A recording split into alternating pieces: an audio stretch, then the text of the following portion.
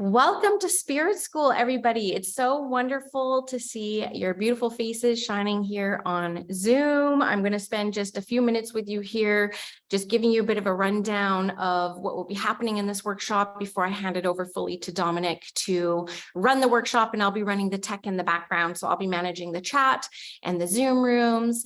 And when we head into a Q&A, I'll be managing the Q&A as well. Just keep in mind, I'll orientate you again a little bit later, but hashtag question will really help me in the chat be able to pull out questions that we can ask of Dominic during this experience as well. Okay. Cynthia, I'm not sure what's happening for you with not seeing anyone. You might want to check different Zoom. You might have people, you might be pinning yourself or something like that, which takes me to my first note of orientating you all on an online workshop of this size is you really are in charge of your own Zoom experience. So there are different settings depending if you're on a computer versus phone versus iPad, where you can have it in speaker view. So you can just have whoever is speaking at the time pop up on your screen. You can have it in, what is it called? Like grid view. Let me see, just so I'm sharing it properly. Here we go. So you can have in gallery view if you want as well. So you can see all the little squares and boxes. I will be pinning Dominic so that I just see his face, and on the replay, we will have it on speaker view. So all that's going to be on the replay that I'll send out after this are going to be whoever's speaking at the time, just so you all know. But yeah, you might want to take a minute to test out those Zooms, and you might want to take a minute too to work with those reactions. I would love it if you would work with the reactions. It's just a way, like if we're here live, sometimes we would clap, we would build the energy in the space, in the room by just doing little engaging things like clapping.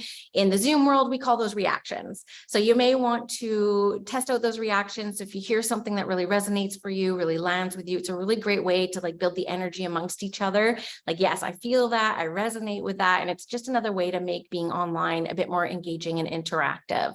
So use those emojis. They always add really great energy into the space. And yeah, we will move on. I really like to start every class, workshop, or experience that I have by acknowledging the traditional lands that I get to settle, work, play in. So I'm just acknowledging the fact that Spirit School resides on the unceded, stolen, and sacred territories of the Squamish Nation. And if you know the sacred territories and the traditional territories in which you have settled, I would invite you to bring that into the chat. And if not, maybe that's a beautiful invitation for you to learn about the lands that you get to live on, that you get to connect into. And it's a great way to build a deeper connection in with the lands that you get to live in and upon. So just wanting, we have Tanaka. I love that. I can't pronounce all the names, but I appreciate you bringing them into the space as well. I also like to bring in the energy. Thank you for bringing those in. Thank you. Thank you. I also like to bring in the energy. I know how nerve-wracking it could be as a light worker. You guys will be practicing today. And one of the most powerful tools that I have had on, starting to build my confidence in this work, and I still have a way to go when it comes to, continuing to fully step into our power in this work and our presence in this work, has been around acceptance. Acceptance of myself, of where I'm at in my abilities, and the people that I am choosing to be in circle with. So I'm just taking this moment to just invite you to make eye contact with someone in the space, maybe look at a square, whether there's a picture there or somebody there, and just hand on your heart, just say to a few of the little boxes, I accept you as you come today. I accept you exactly as you come today. And it's really beautiful to say that out loud. It adds a lot of power to the space. And then hand on your own heart, you're just simply saying, I accept myself as I come today. I accept myself exactly where I'm at on my path. And I know that I will continue to grow and progress along the more that I adventure on this journey. And I always find that really grounds me into the space. I can actually feel tingles on my crown and my own spirit starting to expand in the beauty of the energy of that acceptance. So thank you for playing with me in that energy. I really, really, really appreciate it. Now, before I hand it over to Dominic, I just want to introduce him and why I invited him to come into Spirit School to teach. mediumship, and he can give you a bit of background into his very long-standing career in this work. Of course, he's been doing this since he was 14 years old, over half his life, which he does not like me always saying. But it's true. It's absolutely true. He's been doing this for more than half of his life. And the way that I found Dominic was, I've been developing mediumship myself since 2013, and I went full time and left my career in Indigenous health and wellness when in 2020, just 3 weeks before the pandemic, and only a few months later, I suffered my first big loss, and the first time that I experienced really deep grief. And what I found was, as I had ventured into doing this work full time, that veil of grief really shook me. And it really made me take a bit of a pause from serving mediumistically, because I personally had a really hard time connecting through the veil of grief. So a few months later, I was listening to the podcast world, as many of you have probably heard about me through podcasts. I love podcasts. I listen to them all the time. And I stumbled upon a podcast, and this beautiful Glaswegian Scottish accent was speaking back to me about spiritual things and mediumship in a way that really evoked a passion within me again around it. So it was my invitation to start stepping back into the work of mediumship. And I reached out to him for a reading. And at that reading, I asked him if he would consider taking me on as a mentor and walking me back to confidence in my mediumship and learning to connect mediumistically through grief. And I was very blessed that he took me on as a mentee, and he met with me every single week for an entire year so that he could hold my hand and nurture me back into the art of mediumship. And I'm very grateful for that. And we keep in touch, and he is still a very valuable resource for me anytime, which is often, I have my moments when it comes to, continuing to expand in this work as I become a lot more visible than I once was. He's been continued to be a mentor to me and a dear friend of mine. And he really does bring a beautiful energy. He brings a lot of integrity and passion to the work of mediumship. So I know that you will love learning from him today. I know there's going to be so many takeaways for you. And my hope and trust for you is that you can surrender and release enough for his teachings and have some experiences today that will progress you along on your mediumship journey. So I'm going to hand it over to Dominic now to introduce himself and lead the workshop. And just remember, if you have any questions as we go along, just hashtag question, follow up with a question, and I will mark them down for a time where it's appropriate to go into a Q&A with you all. So just want to give maybe snaps or unmute yourself and clap and just say, welcome, Dominic. If you want to mute yourself for a second and bring your voice into it to just welcome him in properly. Welcome. Welcome. Welcome. Wow. Happy to be here. Hey, Nice to meet you. Hey. It's beautiful to see all your beautiful faces from all over, and it's incredible. So thank you all so much for choosing to be here, and a huge thank you to obviously Danielle for having me here at Spirit School as well. I know a lot of you are joining us from different parts of this world, but if you do get a chance, any excuse to come and visit Canada, please, please, please, please put Squamish, put Spirit School in that reason, in that excuse, because I can assure you it's such a beautiful, beautiful space. And I know that Danielle's going to create some beautiful work for you all to come and experience. So Danielle, thank you so much. Guys, get your butts over here and come and experience such a beautiful place. But for today, we are connecting with each other through the heart, but through the art of technology. So a very, very warm welcome wherever you're joining us.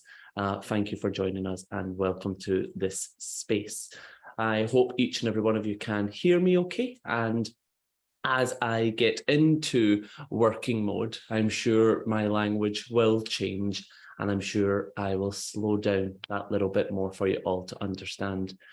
Because let's face it, the Scottish in me can be difficult to understand. So hopefully we will get through that together.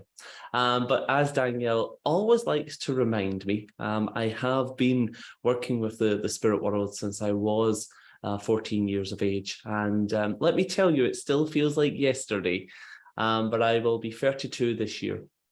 And my work has taken me all over America and the UK and Europe, demonstrating mediumship, teaching mediumship, and conducting private readings. My biggest passion in my mediumship is teaching. I absolutely love to help and to nourish other mediums, whether they are babies or whether they are advanced mediums that have got to a place of, I know we can do better with spirit, and I just want that extra teaching. I want to nourish students and I want to help them look at mediumship in maybe a different context as well.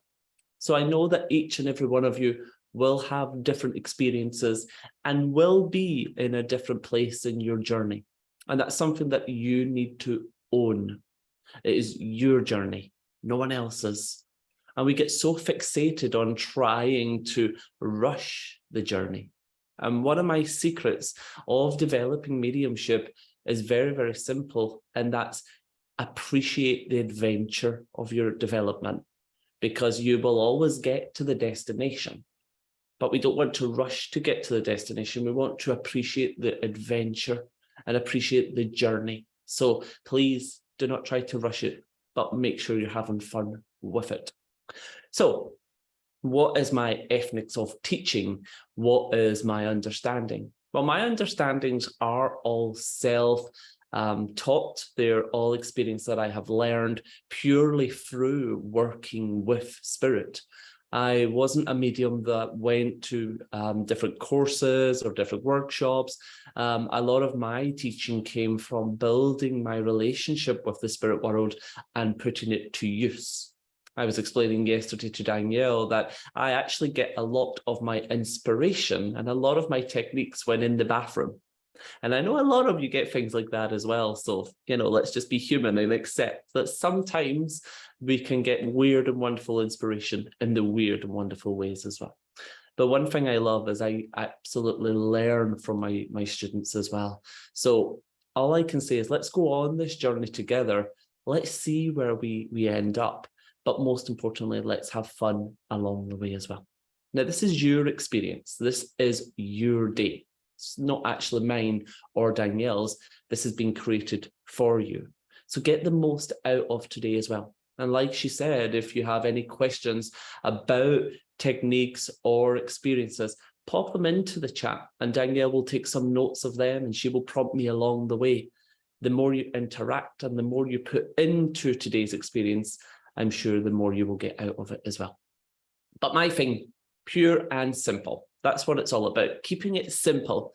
The past 2 days here in Squamish at Spirit School, I was teaching an in-person course called Simplify Your Mediumship.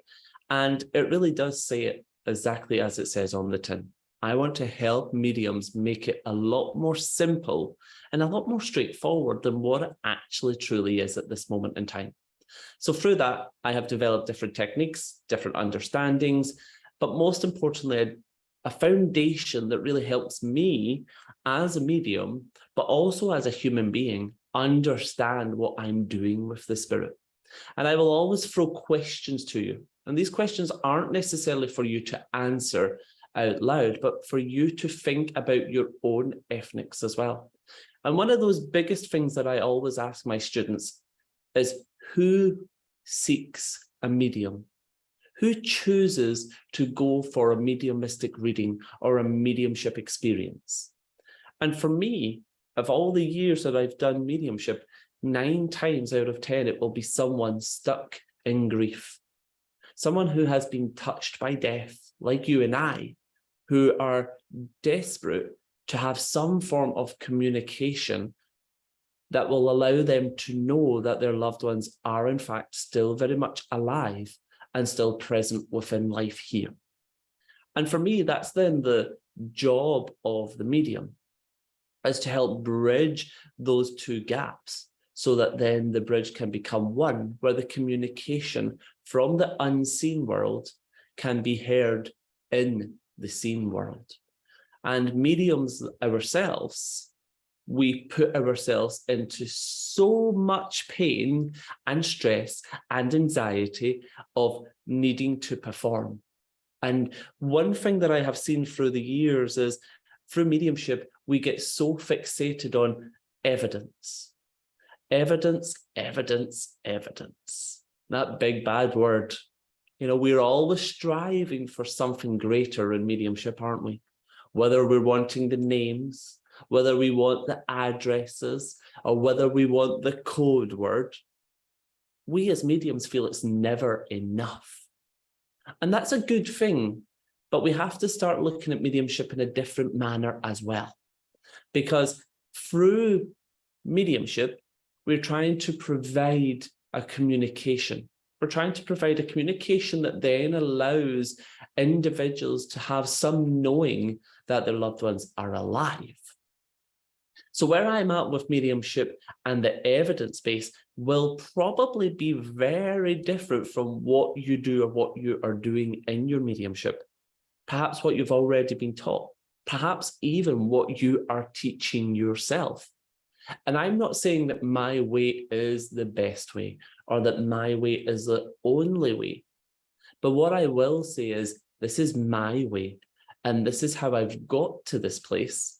And let's see if it can work for you to help your mediumship be that little bit more simpler. But mediumship itself needs to be organic. Mediumship is very natural. To communicate with the spirit is a very natural process.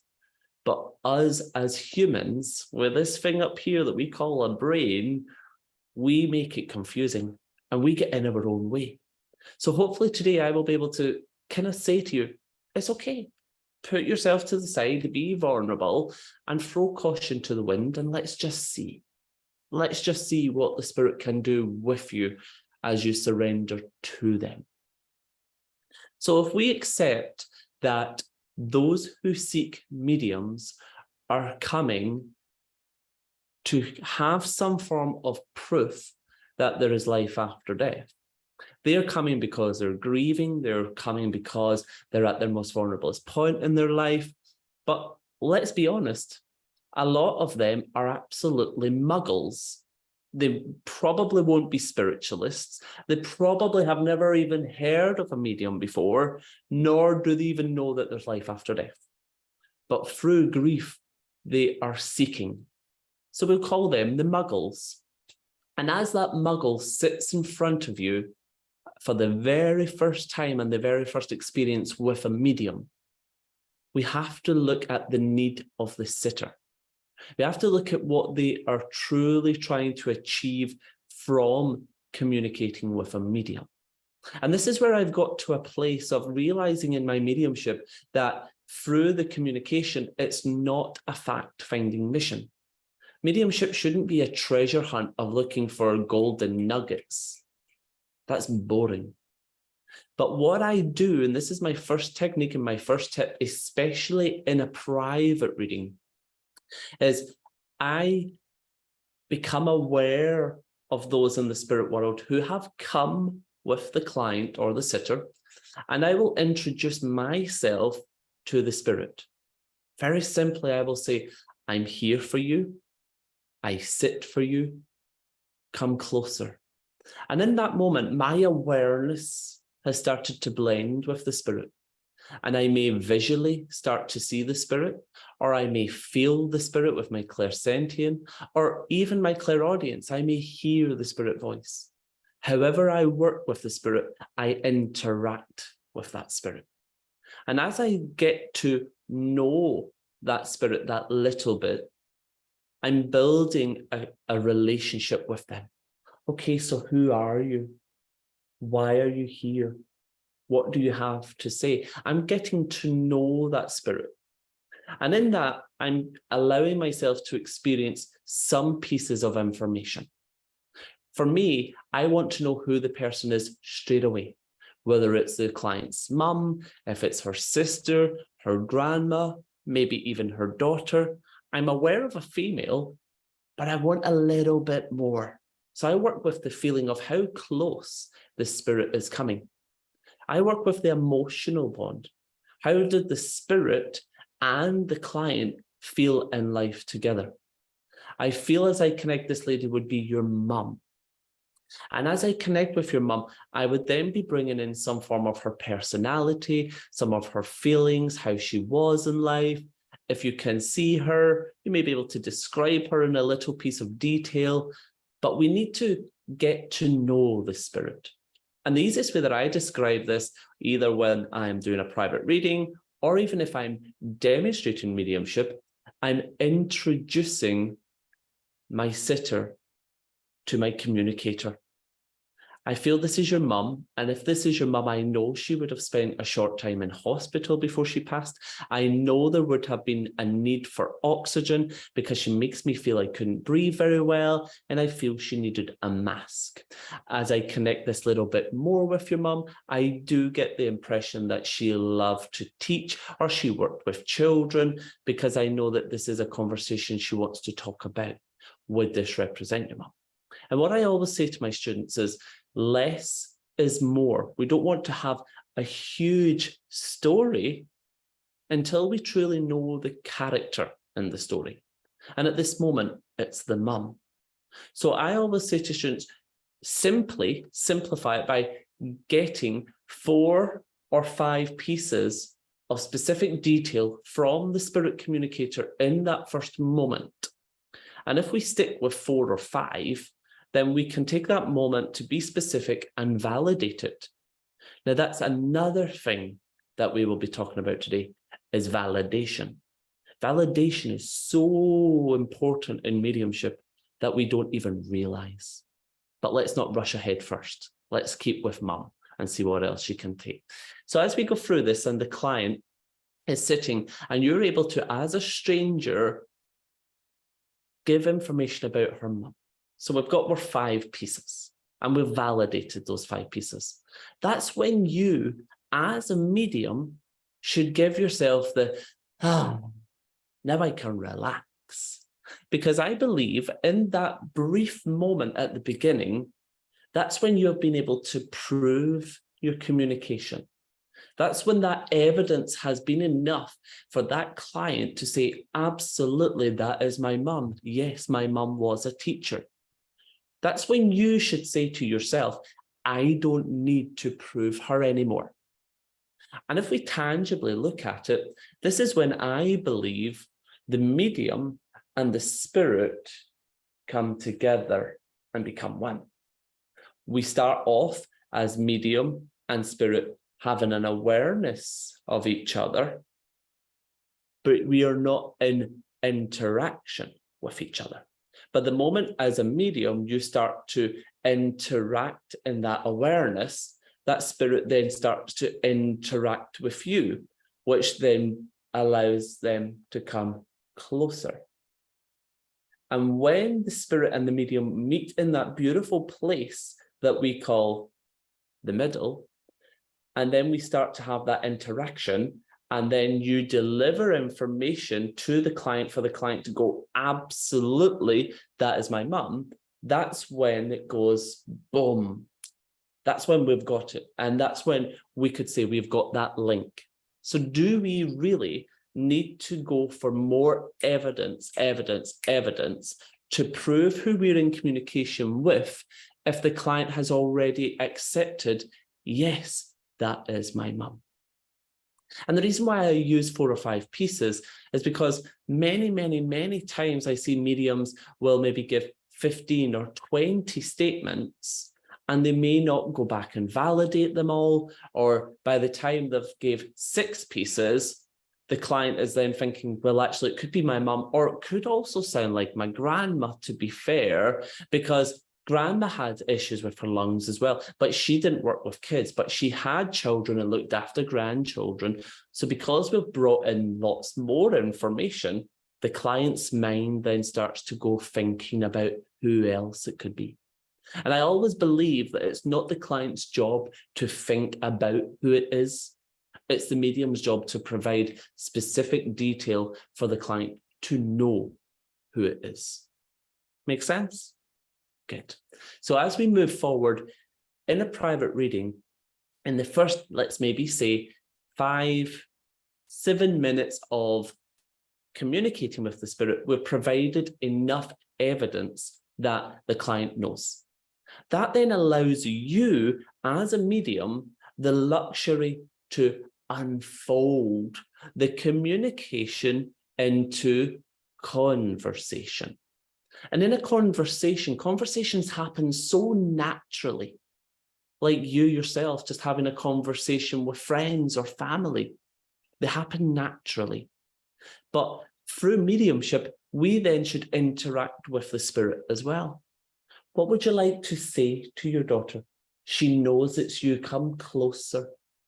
What can I say for you? What can I do for you? And that's where lots of things will start to happen in your mediumship. You may become aware of images, of memories they shared together.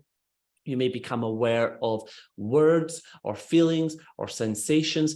This is when you're able to just unfold the conversation. And that conversation will have multiple droplets of evidence. And in those droplets of evidence will unfold into greater things, whether it's greater things of the life they shared together, whether it's information of things that the spirit has seen or witnessed since they've passed. Maybe it's even pieces of information of who mum has reunited with in the spirit world as well. Let's look at that for a moment. So for me, once I've proven that communication and then I'm moving into conversation, I like to be nosy. I like to get some more information that will bring the spirit closer to me, but then have a conversation for the client to know, yeah, that does sound like my mum that little bit more as well. And one thing I always like to say is, well, can you show me a memory that you shared together in life? Now, that memory could be anything. Could be anything from gardening together at the summer, could be the cruise they took for their 50th birthday, could be a wedding of the daughter that mum was at. It could be anything at all. And in that memory that gets shared unfolds a conversation. But also within that memory, there will be healing. And in that healing, that's where things will start to unfold for the client. I was saying to the group yesterday that the reason why I use a memory right at the beginning is because we get so fixated on the death. We get so fixated through grief of people's last moment in life. And let's be honest, some people's departure to the spirit world isn't always natural. Sometimes some people choose no longer to be here. Some people's life can also be taken from them. Sometimes there's accidents, sometimes through ill health. But we, as humans, we get stuck on that last moment. And it's hard to move forward through grief, being stuck with that last moment. So let's say that my client was with her mum and nursed her mum at the end. And it wasn't the greatest moment. Her mum became very frail. She just wasn't herself. She stuck on the blue in her lips because she wasn't getting enough oxygen through the body. That haunts her. Every night when she goes to bed, she sees that last image of her mum. But here we are today through a private reading, being able to talk about your mum wants you to remember the time on the cruise. And I know that this cruise was important because it was a celebration. She makes me feel excited about this. She laughs. She cries so much with laughter because on the cruise, you went and seen a comedian. And you and your mum worked your way through the cocktail list. And you have this beautiful picture because she shows me this beautiful picture of her sitting on the deck on the ship holding this cocktail. Do you remember this image? Do you remember this memory? For the client to go, yes, I do. Yes, I do. We went to Alaska for mum's 70th. Your mum needs you to remember her that way. That's the way that your mum is now. She loved that moment. We're not looking for evidence. It came out naturally through the conversation. And it's all there. You just have to allow the mouth to keep opening up. I almost talk like I was a part of it. I talk like I lived that memory with the client and the spirit. Your mum laughed so much, and she remembers the barman trying to do the tricks with the cocktail to impress you guys, and he dropped it all. But all your mum really wanted was a cherry at the end of the cocktail. That's all she keeps going on about. These things take away that last moment of that death, and it replaces it with a healing, and it replaces it with a better memory and a better image to think about. Do I need to stick with the cruise and talk through the whole 40 or 50-minute reading? No, I don't. Let's move forward.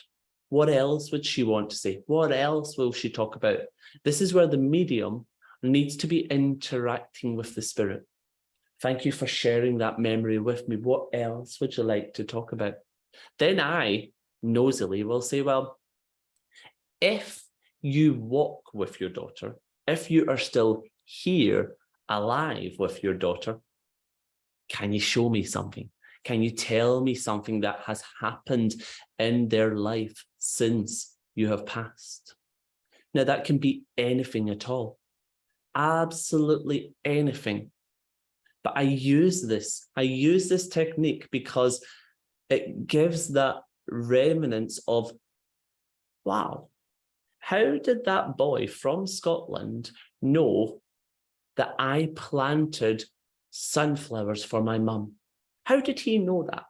Your mum tells me that she's seen you planting the sunflowers, and she was with you when you planted the sunflowers, and it wasn't at home. I don't feel it's at home. I'm not sure where this is, but it's not at home because it feels like a big garden or a big park. Do you understand something to do with planting sunflowers in a park or a garden for mum since she has passed? Yes, I did. When she passed away, her favorite flower was sunflowers. And I went, me and my sister, and we went to the park where she always went to, and we planted sunflowers. You can even hear in my excitement, just explaining this to you, the excitement that the client is being able to feel. So that allows then the client to know, well, mum must be around us. She must be here because no one knows that we've done that. So that shows the spirit is watching over and is still here.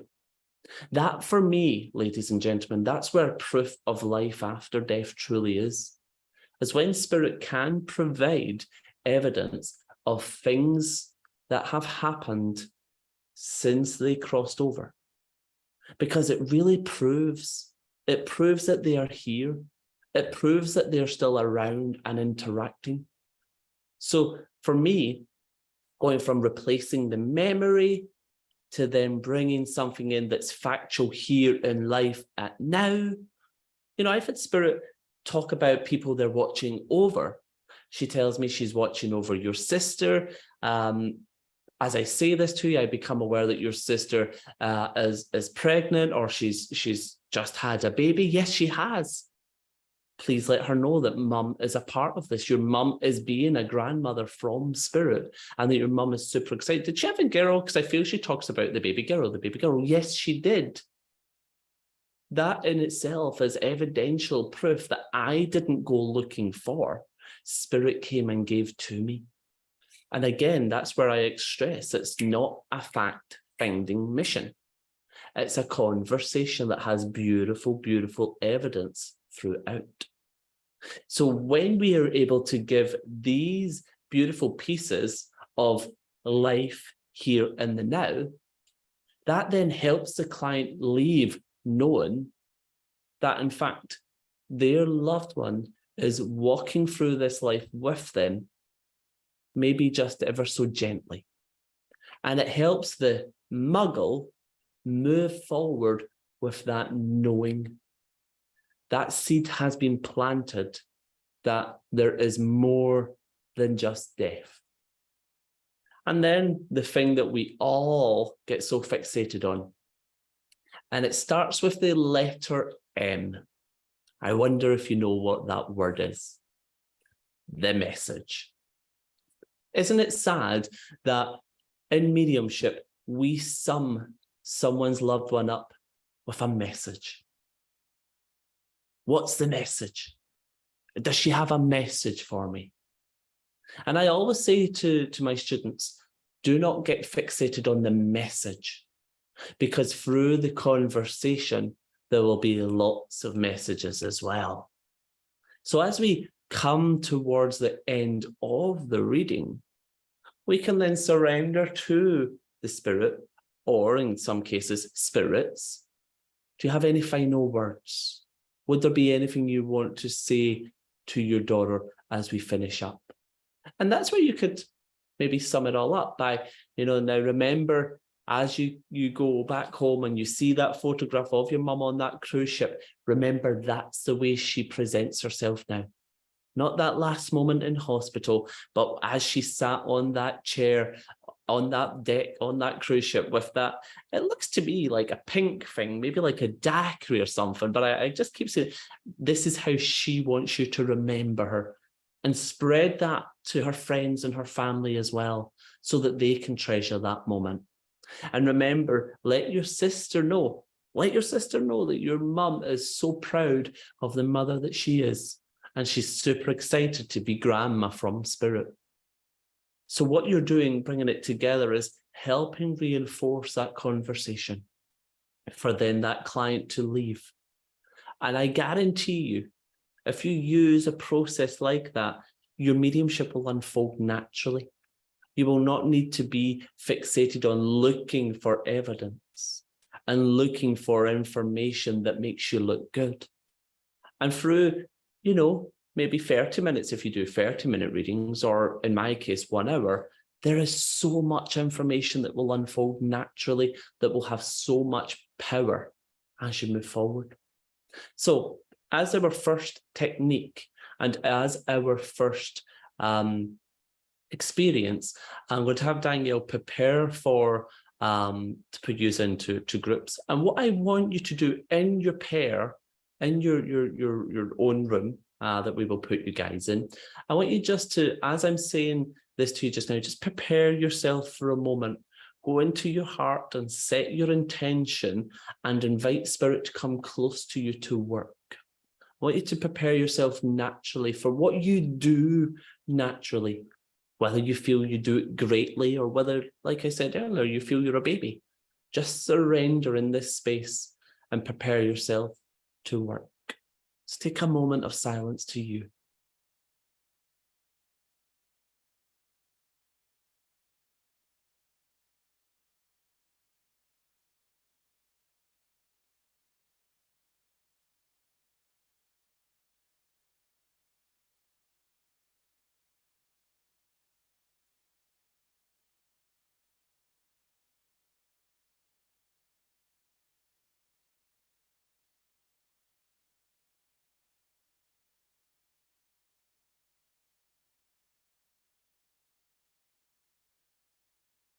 So in your pairs, I want you just to number yourselves 1 or 2, or even let's be good students and be adults and just surrender. Would you like to go first, or would you like me to go first? And one person will be the medium first. And I want you just to do what you do naturally. Get yourself to that place of being connected with spirit and surrender to the spirit. And let's see if you're able to bring forward a communication for your classmate. Okay, I'm not looking for anything spectacular. I'm not wanting you to come back in floods of tears because the connection has been so prominent. I want you just to surrender and do what you do naturally to get yourself into that place of working mode. Okay, Danielle, if you are able to, whenever you are ready, you can have the guys go into their groups. So we actually have perfect pairs right now. And then Dominic, just don't hit anything on the screen. Okay. Okay, I'll sit on my hands. Okay. Because I can't take you out of a room. So just 1 second. So you just have to hit the prompt here for everyone. Okay. Here we go. Here we go.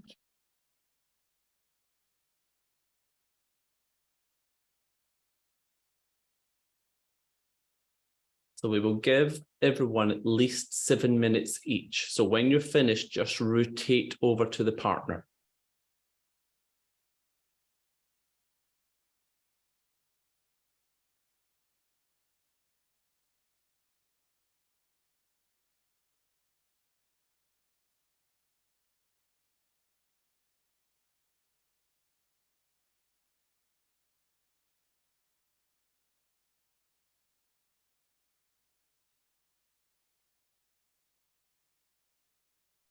Takes me a minute to make sure everyone gets in their room that needs to be, so just don't mind me for a second.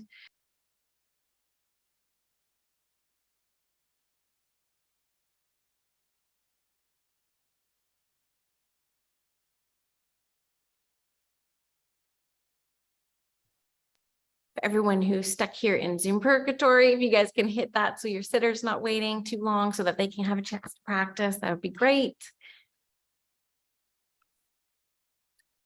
No worries, just go in your room, play, have fun for now.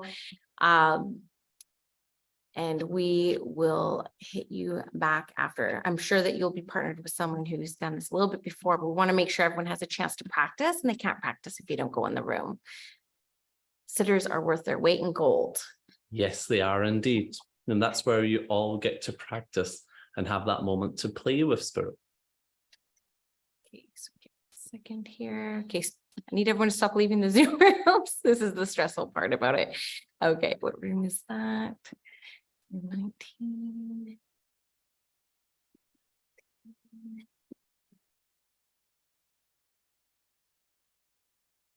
Room 20.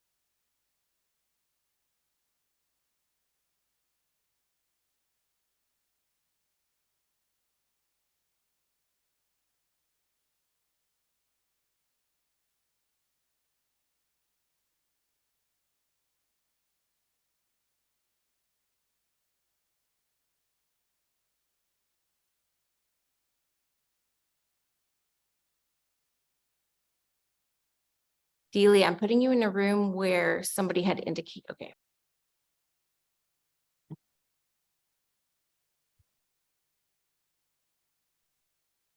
Drop any comments in the chat or emojis on how that went first, your first connections.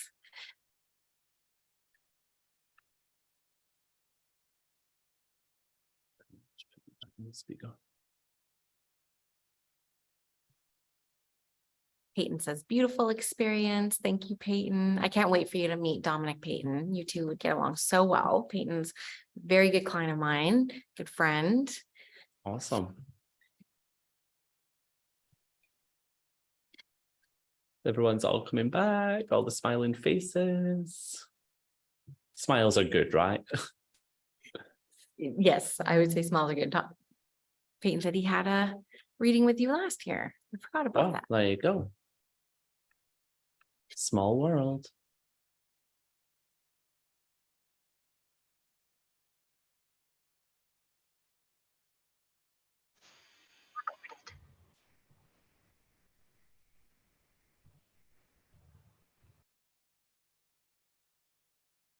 Mhm.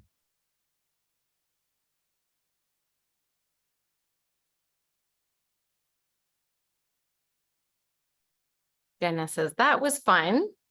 That's fun. That's what it's all about, you know. Mediumship, especially in developing, it's got to be fun. It's hard. We're hard on ourselves too much, and if we're not having fun, then we're not going to learn, are we? Or we're not going to develop. So I'm glad you had fun. Rachel says, love the breakout, great experience. Juniper says, time flies when you're having fun. It Wonderful. does. It So does. fun.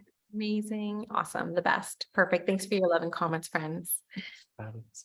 So now that you're all back, and that simple task isn't really a task, really, is it? It's what you do naturally, you know, just allowing yourself to go into medium mode and setting that intention and allowing spirit to come close.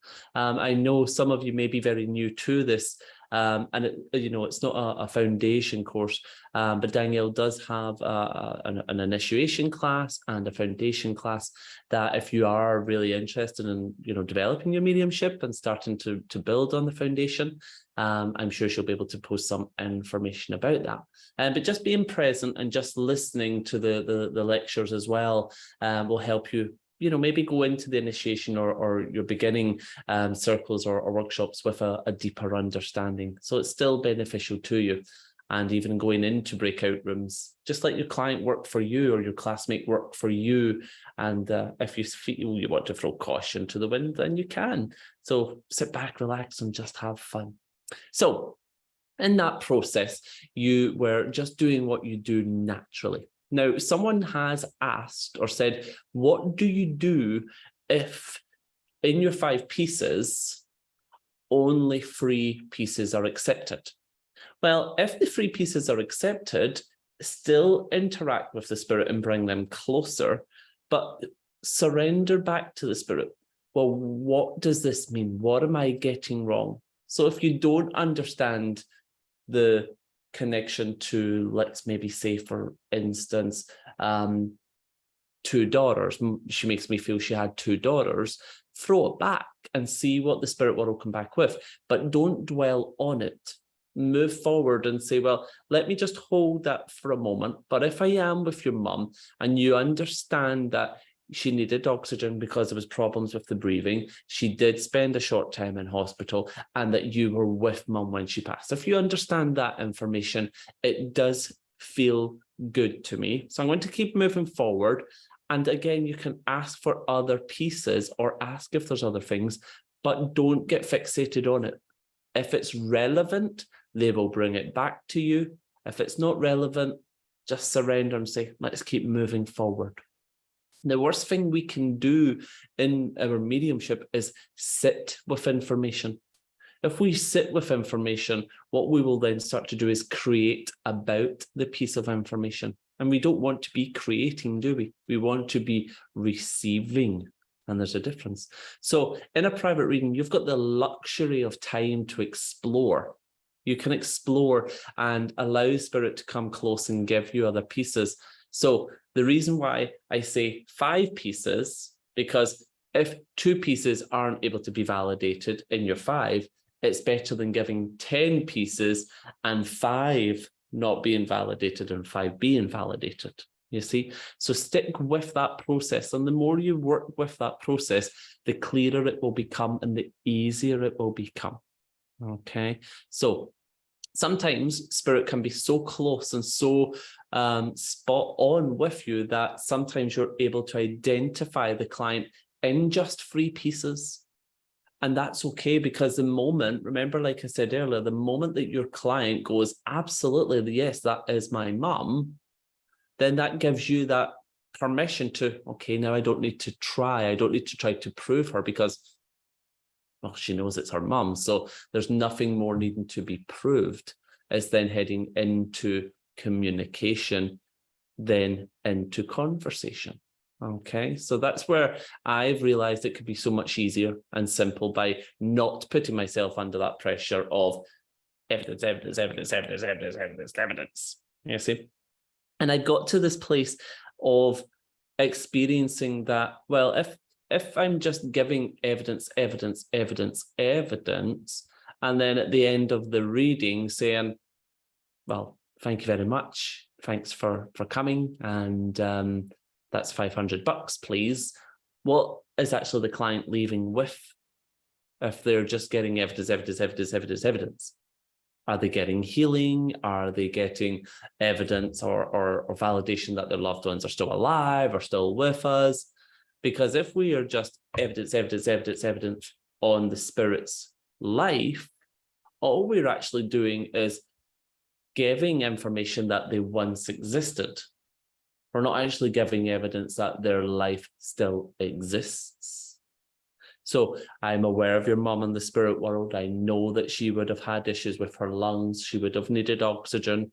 She spent some time in hospital. She was a loving mum, a caring mum. She loved her family. I feel you looked after her. She loved her home. And I know that she wanted home, but she couldn't get home, but she's okay with that. If we just give evidence, evidence, evidence, evidence, there's nothing that the client is leaving with that is new or healing or touching. I'm a true believer that through mediumship, one of the greatest gifts that we can give is allowing the spirit to touch the client's soul once again. And that's where we have to get to that place of just allowing and trusting the spirit to have that conversation, because in that conversation, there's lots of different pieces of evidence that come out naturally. You see, I'm sure each and every one of you have found yourself getting to a place of what more, need more, what. And that is actually then you coming back into self. And you don't want to be doing that. Sometimes it can feel like it's got quiet, but if it's got quiet, have you paid attention to your client? And one thing I always say, and I addressed it at the beginning, is the validation. Validation is vital for many, many reasons.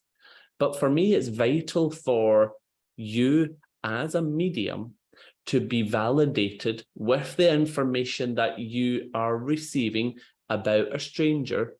If you're getting validation that, yes, my mum was in hospital with breathing problems, needed oxygen, yes, I was with her, and yes, she was a teacher, that's information that you've received from an intelligent source that we call spirit.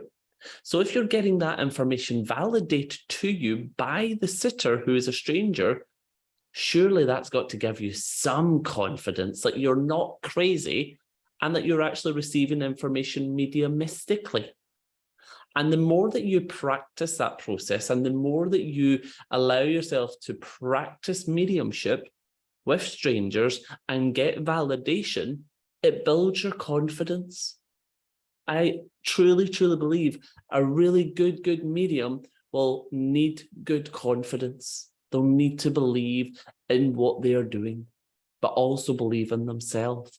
So the more you do that, you'll feel better in yourself. You'll feel better in, well, actually, yeah, I'm not crazy because she's understanding this information that's just came. So it must be from the spirit. Validate every piece that you get from your spirit so that your client can be a part of it. I always say to my clients, especially my international clients, it is your voice that your loved ones recognize. Not me from Scotland, your voice. So the more that you validate, yes, no, understand, don't understand, the more that you use that voice, it will encourage your loved ones to come closer because it is a voice they recognize. So by setting that out into your unfoldment of letting your muggle, your client, know how you work, giving them that opportunity to speak. Yes, no, that makes sense. It doesn't make sense. It allows the spirit to come closer. So bear that in mind. I always say it's like the telephone. If no one answers, we hang up. And it's the same with spirit. If they are not getting validation from their loved one that they see in that room responding to the medium, they will feel that what they're doing with the medium is not working or is not being perceived properly. So what they will then start to do is step back. And then 9 times out of 10, what we'll find ourselves doing is dropping psychically. But hey, that's a different class in its own, isn't it? So validate your information. As I connect with this, do you understand this? Yes, I do, or no, I don't. What I say to simplify things, especially if I'm demonstrating mediumship, if it's yes, yes, no, yes, yes, yes, I'm not going to worry too much about that no, because the intelligence is still there from the yes, yes, no, yes, yes, yes.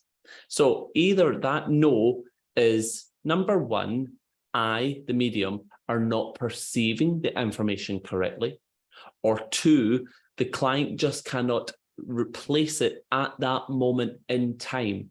But the other yes, yes, yes shows that I'm still immersed and communicating with the spirit. That's where you should give yourself the permission to throw back and say, okay, she doesn't understand the T name or the Timmy. So if you can help me with that, let me keep moving. Don't sit and dwell on it. Throw it back, move forward. Okay, if you don't understand that, that's okay, but let's keep moving forward. But you would understand that your mum had a beautiful porch that she would sit out on, and she could see like a lake or a pond. Yes. And I know that she had hanging baskets that every year she always planted fresh new flowers because she liked her color in her porch. Yes. You know, I feel this porch is her sanctuary because I feel she had wind chimes, she's got some solar lights, but you have something to do with like your mum having like an angel ornament or a tall figurine in the corner. Yes, she did. So evidences came out in conversation. And just as I say this to you, would you understand your mum also having a cat in the spirit world? Yes, she did. Its name was Timmy. Ah, that's where the Timmy name comes back in. Glad we've been able to validate that. So we didn't need to go sit and go and patiently wait on the Tim, because what you're then doing is you're stepping away from the communication and you're going back to self. You throw it back and say, Mum, she doesn't quite know what you're trying to tell me something more, but let's keep moving forward. Okay.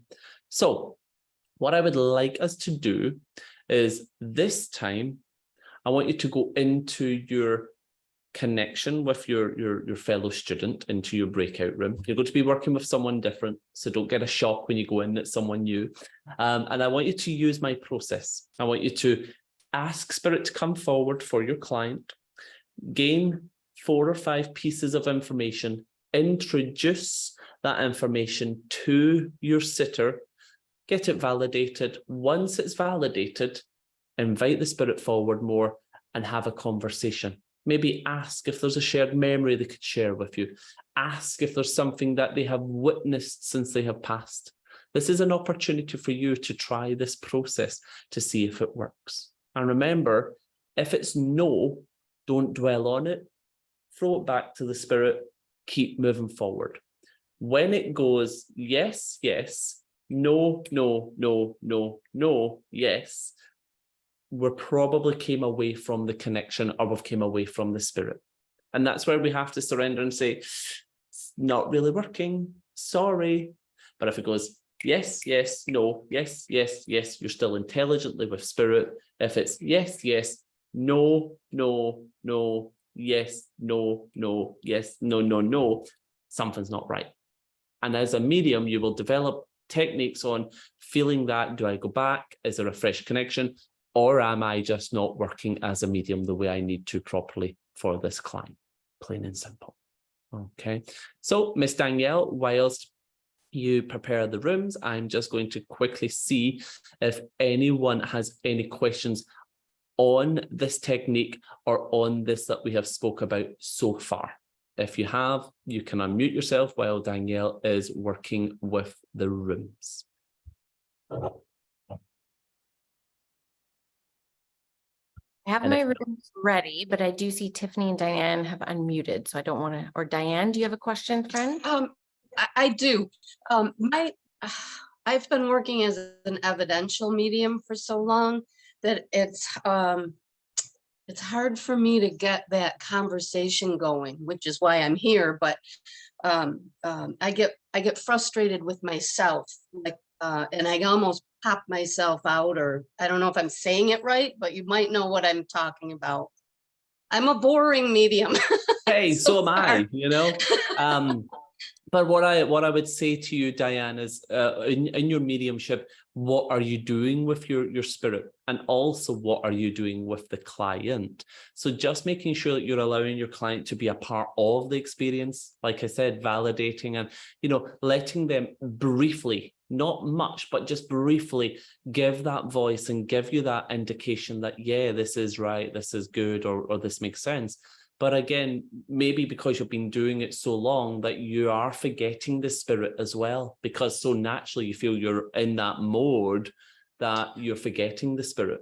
And, you know, listen, I do that as well sometimes, but it's important just to check in and go, come closer, or what is it you're trying to tell me? People, we as mediums, we need to remember to interact with spirit as well. The circle I was in was more working for the person than for the spirit. And I feel like that's why I'm here, is to kind of turn that around. That doesn't sit with me right. Yep. So I appreciate that. I won't take much time, but thank you. No, that's okay. And just keep at it. But all I would say to you, just to really sum that up, sweetie, is just remember the spirit is your best friend in every reading. So communicate with them, interact with spirit, and just let's see how then that changes as you change that mind frame as you as a medium as well. But thank you for sharing. You. Thank you. I wish you very much all the best of luck. Oh, thank you so much. You're so welcome. Sure. Okay, quick question. What she just said right now resonated with me, because I feel like I sometimes am using psychic ability. And is the way to notice that is if you're focusing your attention on the sitter versus the spirit? So the easiest way that I can describe to you is mediumship will be intelligent. And what I mean by that is it will have more substance. There will be more specific detail. If you're working psychically, it will be more about the client's life. So you will find yourself talking more about them or things going on around them.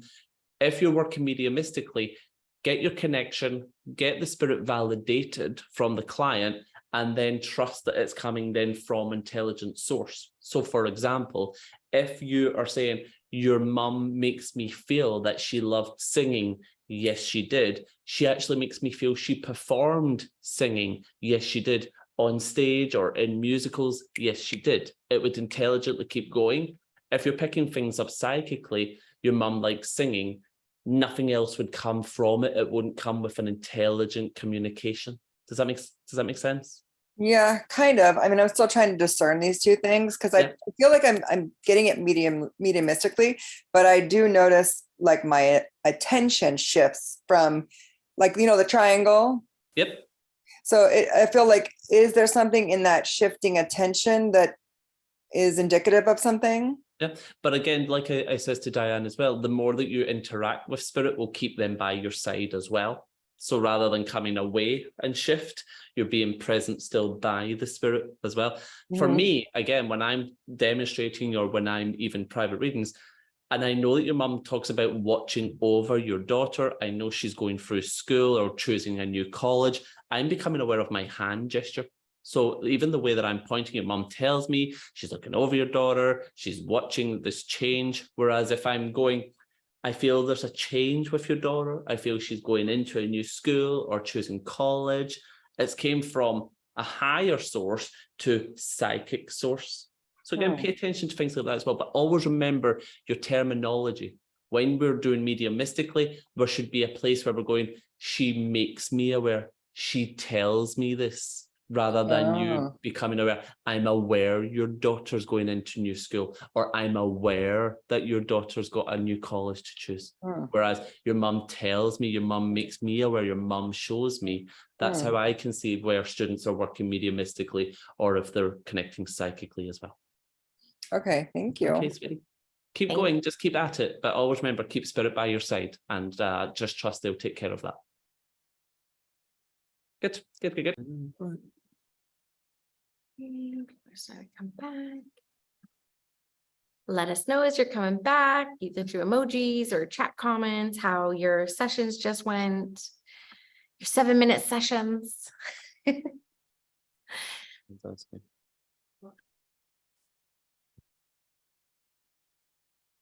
And I'm going to recreate the Zoom rooms.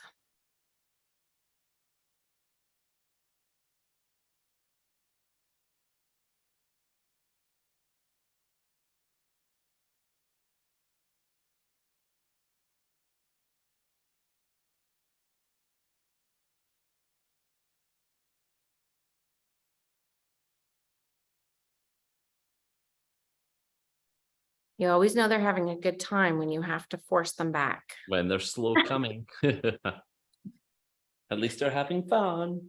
At least they're having fun.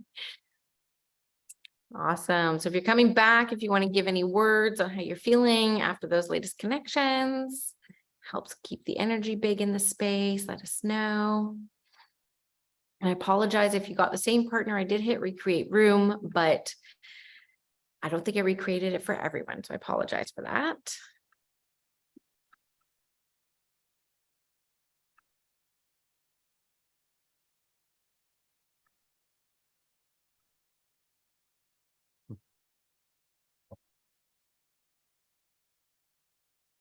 Okay, so much fun. That was fun, and new connections with new partners is awesome. Yeah, that's the best parts. Being able to practice with new people you don't know. That allows you to build that trust and, you know, that belief in yourself as well. Yes, and our Juniper was saying she likes the method. It was very freeing. That's something I always try to work with, especially when I teach. You know, I try to keep the student as organic as they possibly are. I always try to explain, you know, spirit seeing something beautiful in you in the first place for them to interact with you as a medium. So don't change who you are. Allow spirit to nourish you and guide you and unfold your mediumship so that it's maintained naturally. You know, the last thing we want is like 25 Dominics out there. You know, one's enough. So, you know, being yourself and keeping it organic is very important. You know, a lot of students get fixated on when they see a peer or when they see another medium work in a fascinating way or a beautiful way, then they try to be that person. And what that's actually doing is saying to the spirit, I can't work with you the way you want me to work because I want to work like them.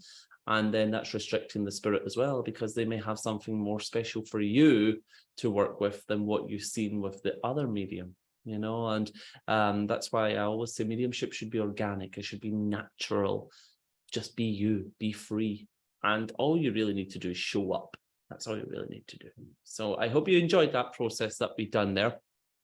It's a very basic process. It's a very generic process, but it's a process that has so much value that will allow you to understand the process of your mediumship.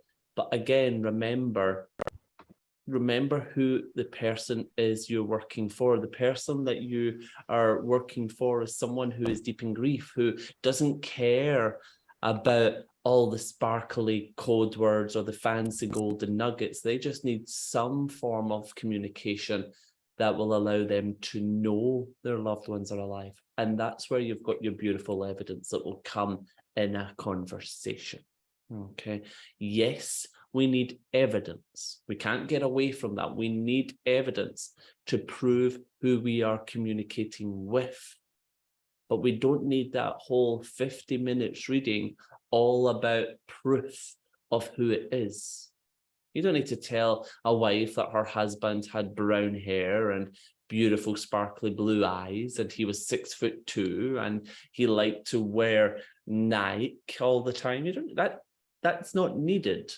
You see, there's beautifuler things to talk about rather than generic, simple things.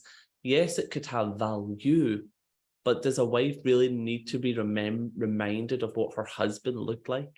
If she spent 30 years married to this man, does she really need to be described and reminded of what he looks like?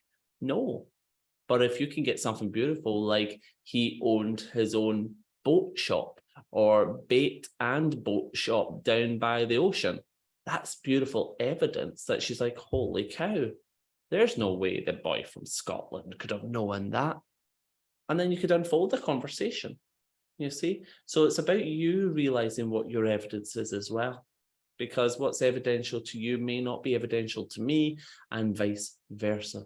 And always remember, every spirit will communicate with you in a different manner, whether it's clairaudiently, clairvoyantly, clairsentient, claircognizance. Every spirit will communicate differently with whatever skills or abilities they have in the spirit world through their personality, and also you as well. But remember, the client is there to be healed. Give them an opportunity to feel that healing. Hence why I use that method of replacing the memory. Take away that last moment and replace it with a life that was lived. And there could be multiple different memories that the spirits share with you. Doesn't need to be just one. Because remember, in a private reading, we're having a conversation.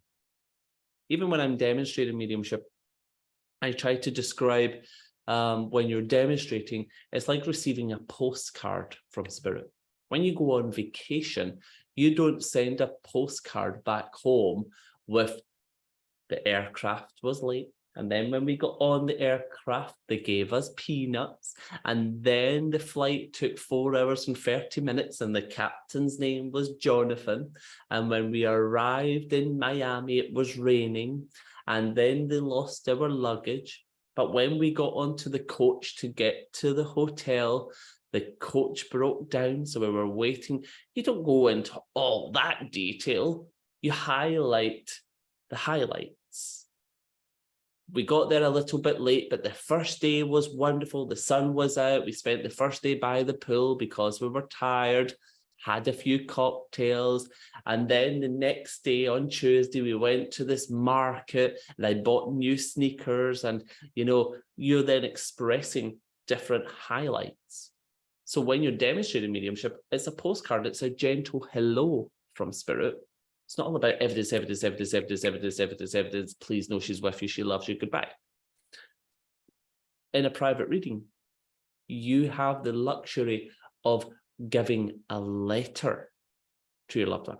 And that letter could be pages long, going from the life that was lived to the memories we shared, to the conversations we've had, to the people I'm watching over, to the aunt I never got to meet that lived in Canada I've now met up with.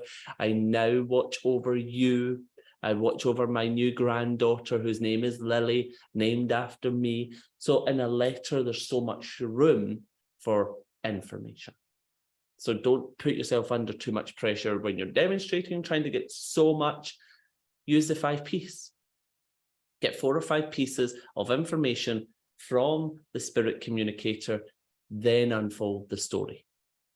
In a private reading, gain the information from the sitter, validate your information, then unfold and have a beautiful conversation, whether it's 30 minutes or a 1 hour, whether it's 45 minutes, whatever it is you're comfortable doing in your private readings. Keep it simple. So how do we get to a beautiful place before doing a private reading or doing a demonstration? How do we get into that place of feeling ready and feeling connected? Some people will teach of sitting in the power. For me, I don't sit in the power for mental mediumship, because mental mediumship, I want to be up and I want to have my vibration high. For me, sitting in the power is more going into the stillness. Maybe if we were looking at the physical or the trance states. So that for me is a different thing from what we're doing here just now. But we need some form of power, don't we? We need to have something to work with. And you yourself as a medium are the only one that will truly be able to create that.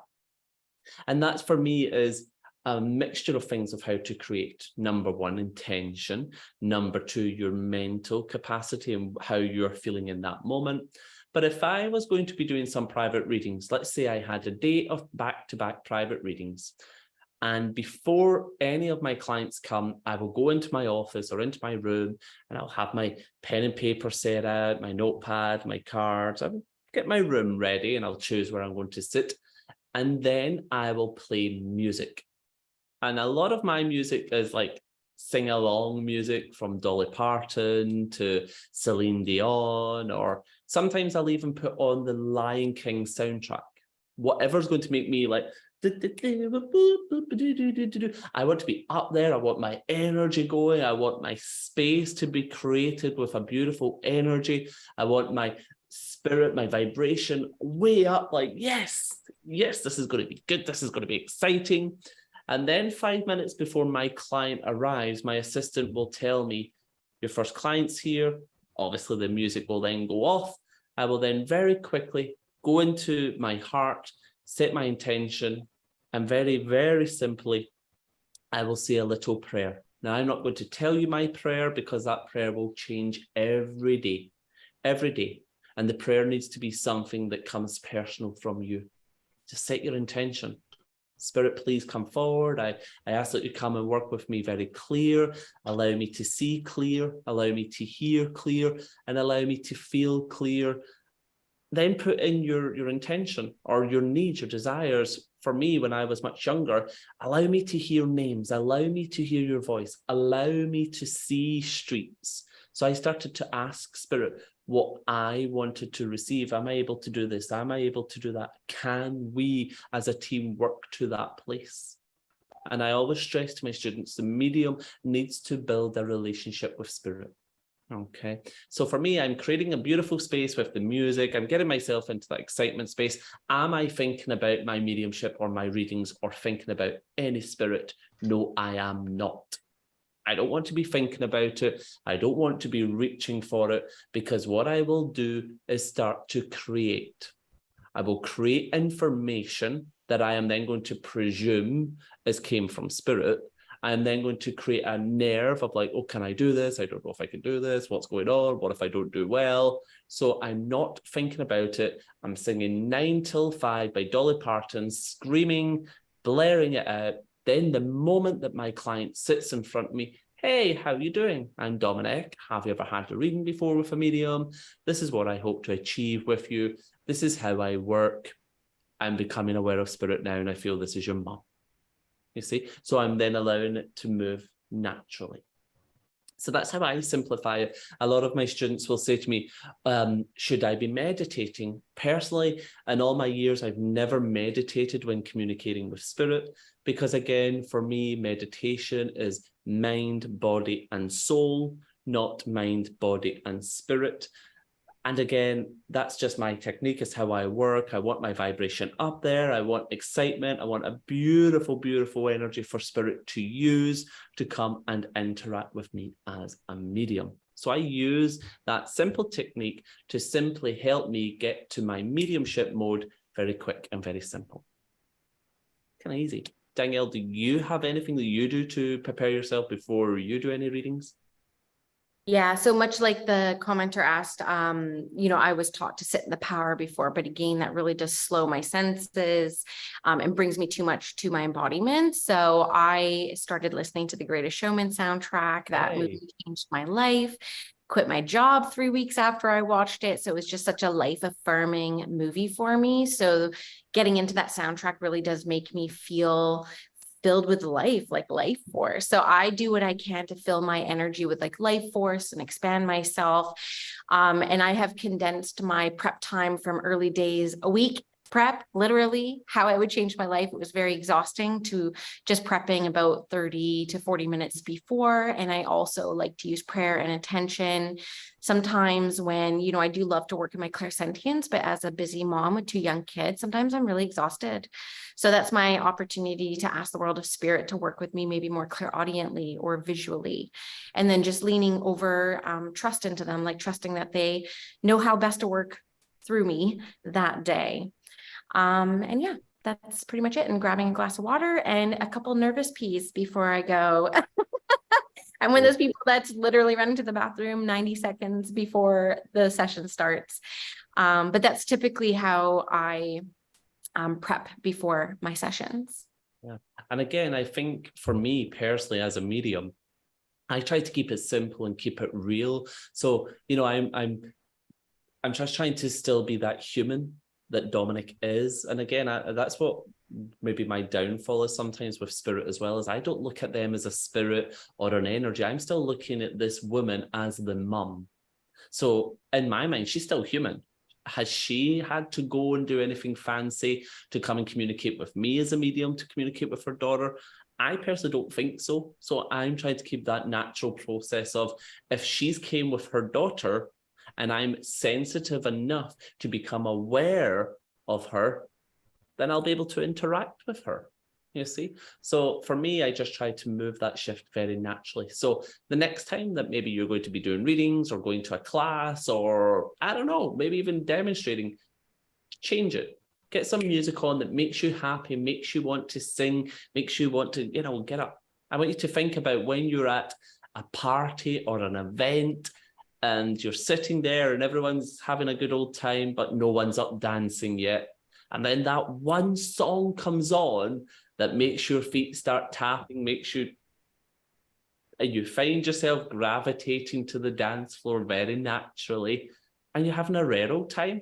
And what that's then done is allowed other people to be like, oh, there she, oh, I'm going to go dance as well then because she's up dancing and it must be okay to get up and dance. And everyone then gravitates to the dance floor. And before you know it, your feet are sore. It's 12 o'clock at night, midnight, and you're heading home. Okay, so get to that place that makes you happy. Mediumship should be happy. It's a beautiful miracle that we're able to perform for mediumship. So should we be putting ourselves into a scary place or a nervous place? No, let's try to just get into that place that it's fun and exciting, and that energy then has been created for spirit through that excitement. So that's one of my other simple techniques of how I shift and move myself to being a medium. Plain simple. So on that note, with Danielle's nervous pee chit chat, I am going to suggest that maybe we have a 10-minute restroom break. If any of you want to go and fill yourself up with some coffee or tea, or maybe even some water, and nip to the bathroom, certainly please feel free to. Remember to mute yourself and to also turn your camera off until we come back. How does that sound, Danielle? Thank you, Danielle. But yeah, I mean, just listening to the music, it just creates a space, and I'm sure each and every one of you would have felt that shift or that change within your own space, your own energy as well. And again, it makes you want to, you know, get up there and get the connections with spirit. So that's why I do what I do. You know, I always struggled. I'm sure some of you will relate with this, but I always struggled to quieten the mind, you see. So going into that mediumship place or that meditative state and trying to go inwards, I always find myself going straight to spirit, like, oh, hi, how are you? Who are you? What are you here for? Whereas everyone else in class around me was all, and I'm like, so in my mind, I'm starting to connect with spirit and communicate with spirit, but I wasn't able to do nothing with it because all my other classmates were away in this meditative state. And then by the time they all came back, I was like, you know, I was tired, I was exhausted because I've been communicating with spirit and I couldn't do anything with it. So that's why for me, it's easier just to get up there, get singing. When I'm singing, when I'm humming away to the words, and, you know, I'm following the song and then not thinking about anything. And then that moment I'm ready to interact with spirit, I naturally become aware then of spirit. So nice and simple is the method. That's where we want to move forward. So I'm going to put you into another group. And what I want you to do is, again, working with the 5-piece process. Make sure you're validating, boys and girls. Make sure you're validating everything. And then I want you to gain the memory, ask the spirit to give you a memory that they shared together. Have a conversation about that memory. And then I want you to ask the spirit to give you a piece of information that has happened in the client's life since they have crossed over. What have you witnessed in your life? What have you seen them do since they've passed? What would you like to tell them you're aware of since you have crossed over? So we're actually giving that piece of evidence that gives the proof that they are still here and still a part of life in the present as well. Okay, so we've went from the first piece, which is the 5 pieces or the 4 pieces. Then we're asking for this memory. Then we're going to bring in what they have witnessed, what's gone on in life since I passed. What have you seen them achieve since you've crossed over? And let's see where the conversations go. But remember, at the beginning, when your client has said, yes, yes, yes, that is my mum, you don't need to prove it anymore. You're then saying, come closer. She knows it's you. Let's have a conversation. And then move into conversation. Keep it simple. Keep it simple.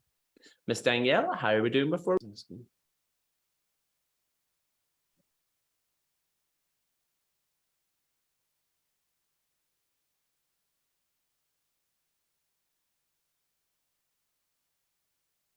Let us know as you're coming back in how those latest sessions went, how the technique went. Giving Dominic some good feedback. you guys loved it, if you found it helpful, that would be wonderful.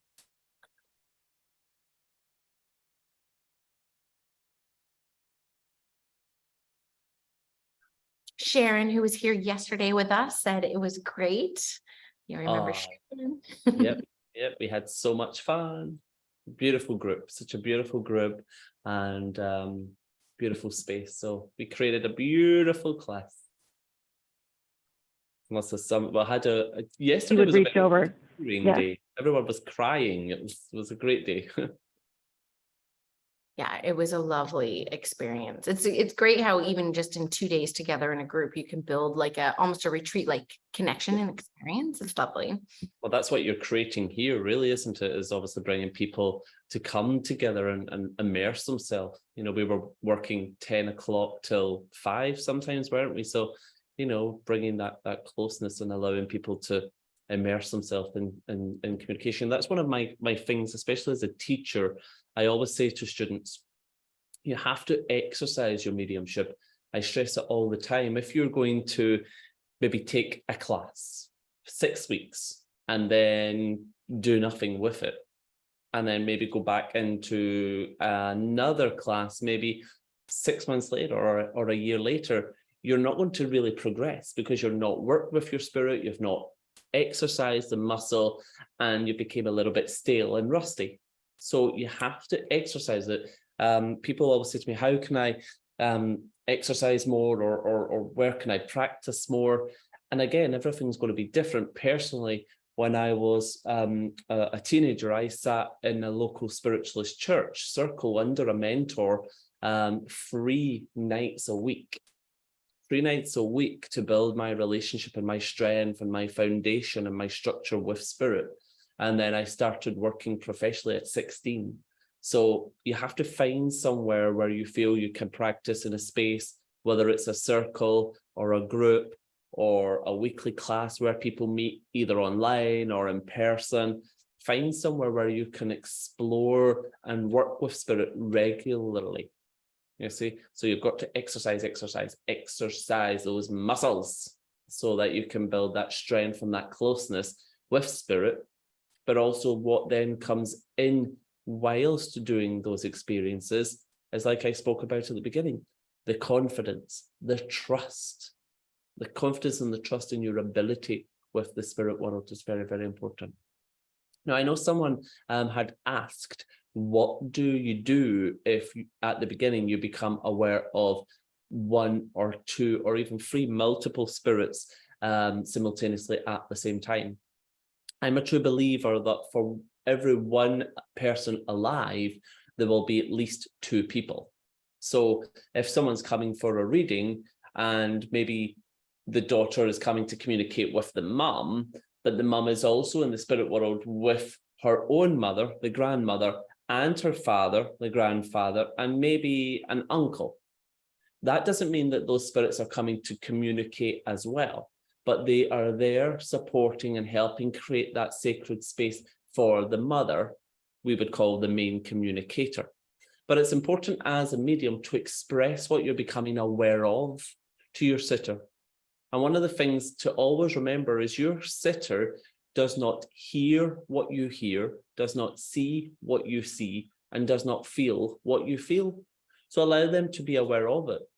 I sit with a notepad. I've always sat with a notepad beside me when I work. I scribble, I doodle, and sometimes I will write down 2 females, 1 male. The male feels more. So I'm engaging mentally with, okay, so I'm aware of 2 females. 1 I believe to be your mum. The other one feels older. I feel it's your grandmother. But I also feel the gentleman here is also your mum's dad. I've acknowledged him. He's not stepping forward, so he's not coming to communicate with me, but please know that he is there. Your mum's mum, your grandma. Scribble away. She liked to sew or do needlepoint, crochet. She also talks to me about a blanket. So I'm scribbling or doodling away. And what that's actually doing is, as you're looking at that, writing down grandmother, mum's mum, crocheting, needlepoint, baked, whatever, you're actually saying to that grandma, I'm acknowledging you at this moment. And as you're acknowledging it and then conveying that information to the sitter for then her to validate, you will become aware of that spirit closer. And once you feel that that has got to that point of nothing more needs to be said, because now I'm becoming more aware of your own mum in the spirit world that's coming closer, then mentally you will immerse with her, come closer. So if I'm now connecting with your mum, because this lady feels younger, she feels more vibrant, I do feel, oh, actually, I see your mum. Would I be correct to say that your mum had shoulder length hair that came up and over, it didn't come down, whereas your grandma, I feel she had really short hair with a bit of a curl, whereas your mum, I see it. So you're describing, and when you're able to do that, you're then differentiating with who you're communicating with. So for me, I say it all the time, Danielle will be able to validate this.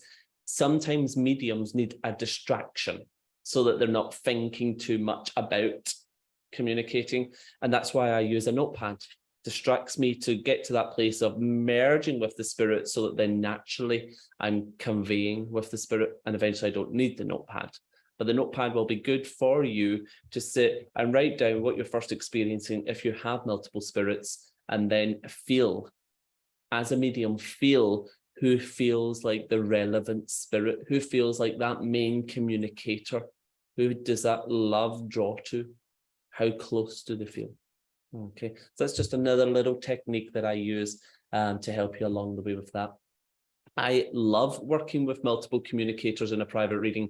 I think it gets a little bit boring if there's just one person, but you know, that's okay. But I love working with multiple spirits, and sometimes I'll jump back and forth.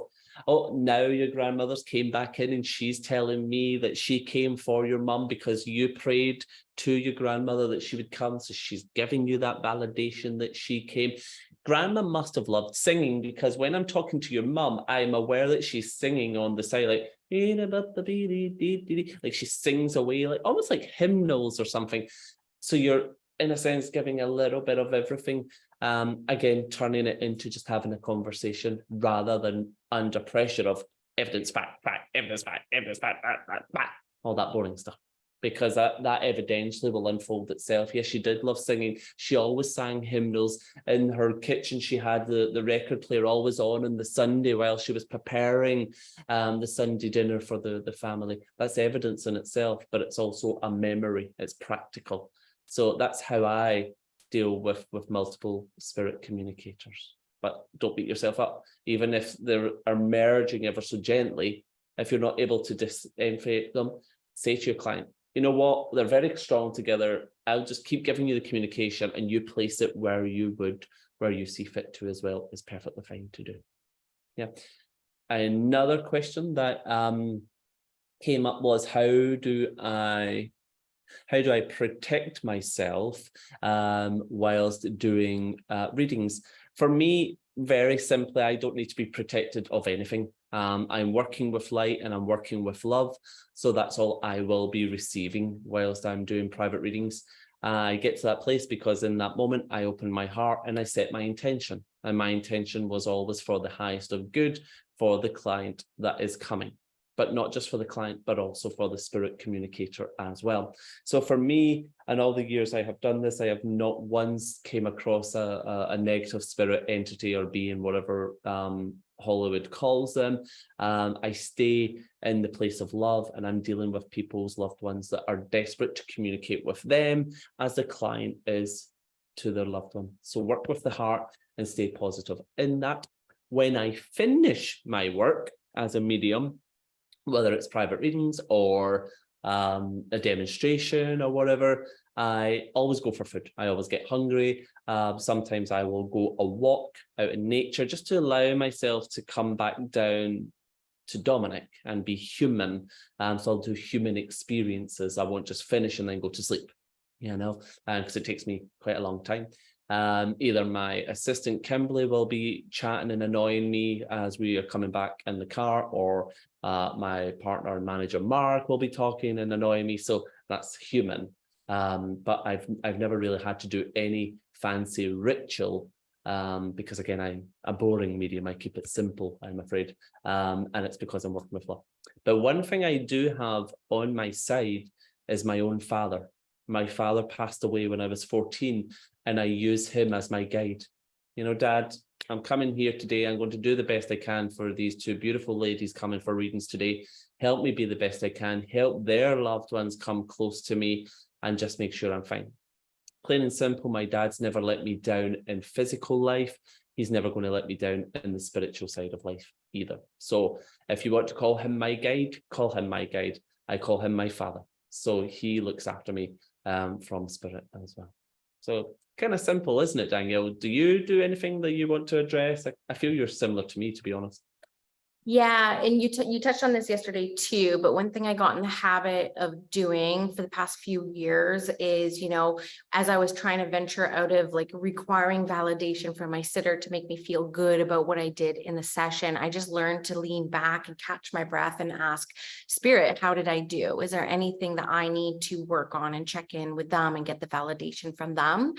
And then once I do that, I just spend 2 minutes doing that, just sitting with spirit. And then I just fill my body with light, and then I move on with my day. And I typically do something really grounding, like eating food that is grown from the ground. I also find cleaning to be quite grounding for me. It's not something I typically do or really love to do. So it's not something that I, you know, my husband's kind of the tidy one. So sometimes like I'll just scrub the countertop or something. And I find all of that to be incredibly grounding for me. And then of course I have a dog, which allows me to have a lifestyle that gets me outside quite a bit. So just getting into nature as much as possible as well. But me and Dominic were just talking in between when you guys were in the breaks, and I was asking him if he has trouble sleeping after spirit work, because I personally do on days that I teach a lot or I do readings or demonstrations. I remember my first demonstration, I couldn't sleep for 2 nights after that. Yeah, so I definitely will say though, no matter how much grounding I do, I still do tend to have a hard time falling asleep at night. That's me. Yeah, falling asleep is difficult. And again, it's because, you know, we've used so much of this beautiful, beautiful energy that we've immersed ourselves in. And we've been on this high, you know, whether it's a high of adrenaline or a high of nerves, but we're in this place of being in this high. And then when we're finished, the client has went home with their loved ones, I will add, when they've all left, and it's you're like, oh. And it just takes that while to then come back down. And I just call it busy mind. So like when I go to bed after maybe doing a live demonstration, I'll be sitting like, oh, so I'll maybe watch a movie or I'll, you know, listen to music just to allow myself to come back down. But it's I call it busy mind. But you know, one of the easiest ways to detach from that again is giving that thanks, that appreciation to the spirit world. Normally I do that when I'm traveling home in the car, but I'll give that thanks. Thank you so much. Thank you to the son that came. Thank you for the mom. Thank you for showing me this. Thank you for the first and second name, or thank you for the Jimmy Cricket tattoo, whatever. I just thank them. And that's basically me saying, thank you. Now give me peace. You know, I'm not working now. So again, just keep it simple, guys, and keep it real. That's the most important thing. And I think this is something that we need to start bringing into the mediumship space, is keep it real. Okay, keep it real, keep it organic, keep it simple. We don't need to have it bells and whistles or smoke screens and mirrors. Just keep it simple, but keep it simple for you as well. Okay, I'm cautious of time. I know that Danielle and I want to spend some time interacting with you for questions and answers. And if there's anything that I could maybe fix in a tutorial with you as well. So Danielle, I will throw it back to you, and we can allow the guys to interact if there's any questions, or if anyone wants to come and share their experience that they've just had in their class with their sitter, if it worked for you, or, you know, now it's over to you guys. Yeah, so I would ask, just because we're such a large group today, if you can use the raise hand function, and we can probably take 3 and go from there. If you want to just share a reflection and experience, or something may have come up that you want Dominic to kind of talk you through, just use the raise hand function, and I'll go in order, first 3. And if we have time for more, we will ask more to come on. And yeah, I'll just make a comment. I was talking to Mark while you were teaching this weekend. And I was like, you know what, like Dems at 7 o'clock on a Friday, like I am totally, my lifestyle is like a 10 a.m. on a Sunday kind of Dem, like to give myself the entire day. So we're going to try that when Dominic comes back out here in spring to teach, again, at Spirit School. So don't be shy, friends, or else I will ask a couple more questions that were given before Dominic, because no one's raising their hand. Maybe we can talk a little bit about one of the questions that came through was like, what do you do if a sitter asks you questions that are very specific from the spirit communicator? Like, what do you do with my ashes? You know, what happened to my estate? Like, what happens if a sitter asks those specific things from spirit? And then we'll go to Juniper, who raised her hand after. Personally, for me, and again, this is just my experience, your client should not have an opportunity to ask you questions until the very end. And I always say that to my own clients. You will have a chance to ask me questions at the end, but I want you to keep them to the end, because your loved ones can be intelligent enough to answer them through the reading. And sometimes I'll get my client to write down, especially if I'm not with them in person, if it's online, to write down 2 or 3 different questions, topics, or subjects that they would love for me to press upon in the reading, and to also write down 1 or 2 names of their loved ones they would love to hear from. I don't ask for that information, but I do that because it also helps the client set an intention. And I sometimes believe spirit are looking over their shoulder as well. But if the information is relevant and the spirit has the answer, 9 times out of 10, touch wood on that, they will answer that question. So that then when I say to the client, so do you have any questions? They're like, no, you've actually answered those questions. But if the client does need to ask a question, for example, what should I do with my father's ashes? When that client is asking me a question, spirit are already responding. So I'm already becoming aware, whether it's an image or whether it's a feeling or a sensation. Spirit are then already responding through that, and it will come out either in a thought or a sensation or a picture. And I will just say to them, well, as you're asking me this question, I am very much aware of a lake that I know that your father grew up on, that I feel you have been thinking about going to or planning on going to, and your dad would appreciate a piece of his life being placed there. I kind of keep it simple, if that makes sense. But again, always be ethnical in you. And if you've not got an answer from spirit, do not give an answer. Do not make an answer up just to please your client. Your job is not to please your client. Your job is just to allow spirit to have a voice. So if they have the answer, they will give the answer. If they don't, they don't. Don't get yourself worked up on that. Give what you have been able to give through that moment. And also what I will do as well is, if a client asks a question and I've pressed upon it in some way through the reading, I take them back to that. I don't go looking for a new answer. I always take them back to, well, do remember that your mum did address, or your mum did talk about X, Y, and Z. So that actually would be more fitting to the answer to your question, rather than going and looking for a new answer. I always take them back to what was maybe brought up throughout the reading as well. Perfect. Thank you, Dominic. We have 3 people with their hands up and we have about 13 minutes. So Juniper, and then Emily, and then Tiffany. Thank you. So I'm loving this class and I so appreciate it.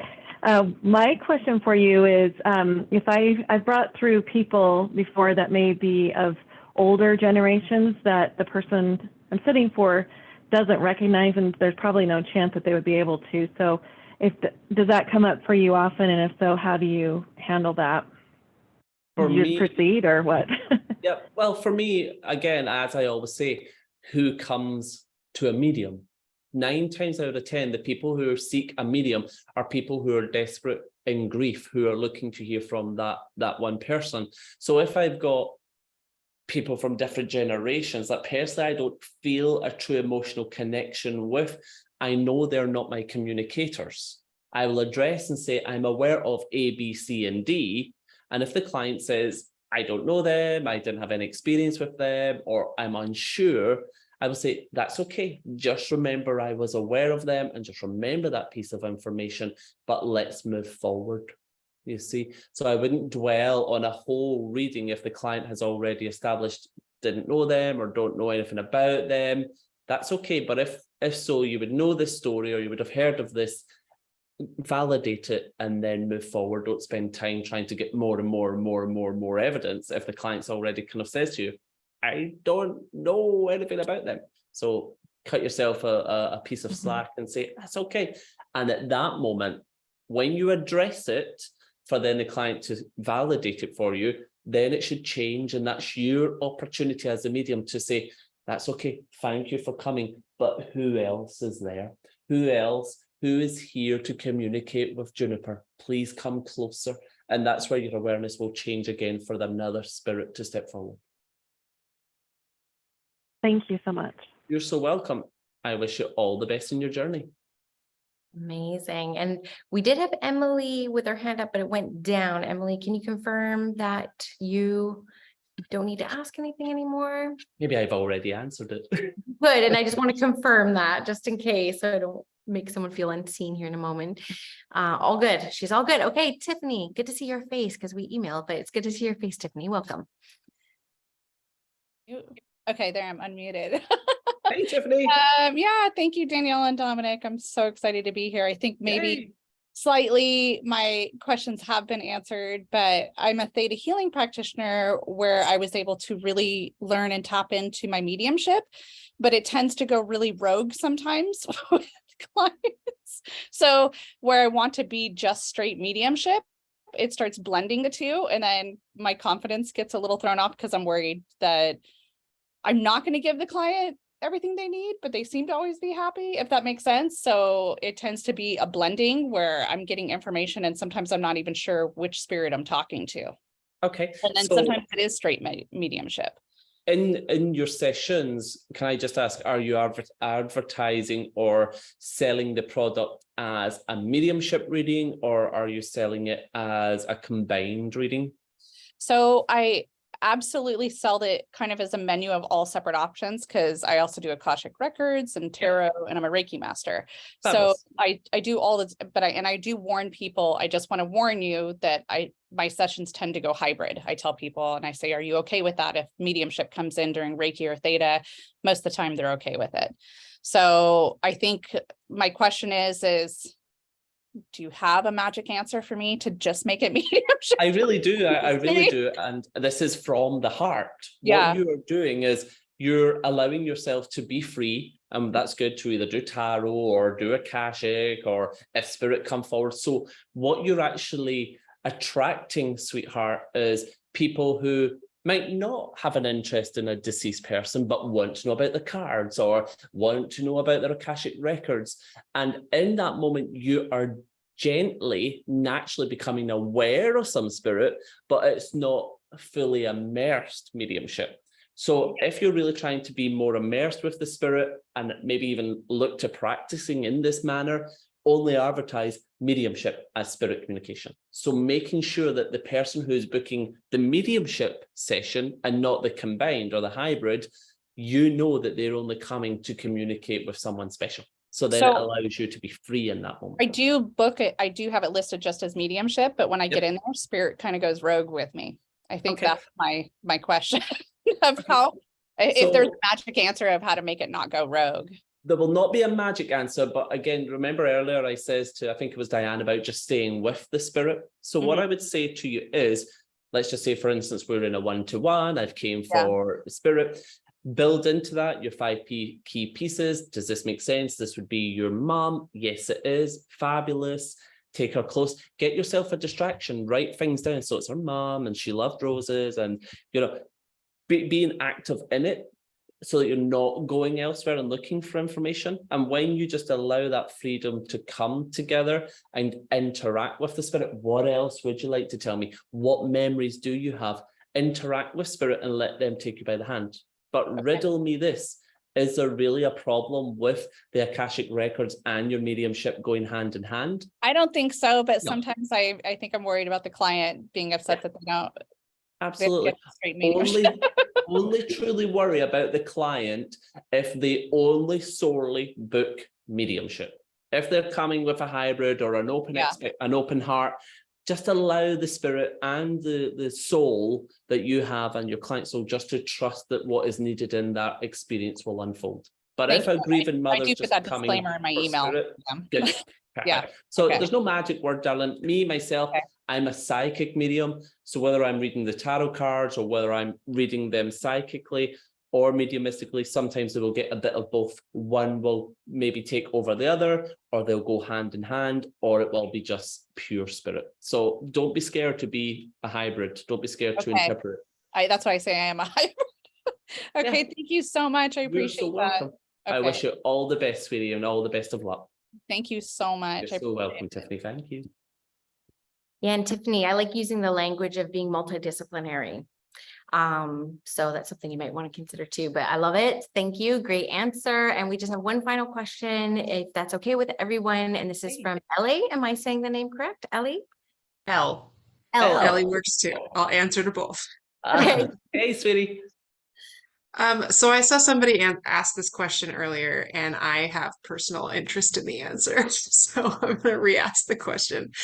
I think we've all had experiences where sometimes the information comes in so clearly, and it feels like the blending is happening and it's so close. And then there are other times when it's like at a distance, or it's very, very subtle, or it's somewhat faint. And there's a big struggle in trying to bring that spirit closer, or it just feels like maybe it's chugging along or it's not as clear as we'd like it to be. Do you have any tips for strengthening that connection in the moment when it seems like it's through water and not through spirit? There's many different things. Always remember, darling, what you're dealing with in the spirit world is a personality. So every spirit will communicate differently. Every spirit will have, like us now, I personally believe that I'm a very good talker and a very good descriptive talker, but I'm not very good with lecture or writing. So we all have our abilities that we're good at and strength, and that's the same with spirit. If you are aware of a spirit that you feels like it's there, and I know it's there, but they're being reluctant or not giving me too much, love that spirit. Love that. I understand you're very private, and I know that you're not too sure about this, but I'm here for you. I'm here to do the best I can for your daughter who's here. So come closer if you can. I'm aware of your dad, but he's just taking his time with me, and I feel like maybe this was the way he was in life. So interact with the spirit, let the client know what you're experiencing, and just keep working with it. But sometimes what I will do, if I feel like maybe I've stepped away from the spirit a little bit, so maybe 20 minutes or 30 minutes into the reading, and I feel, oh, I've stepped away, I will call them back like, Dad, please come closer again. Come on, your daughter's here. So again, just to recap, if I am connecting with your dad, he had this boat club or this boat yard, he's down by the river, and his brother was James, and your dad had issues with the heart. I just go over some things to remind spirit, oh, actually, you are still with me, you are still talking about me.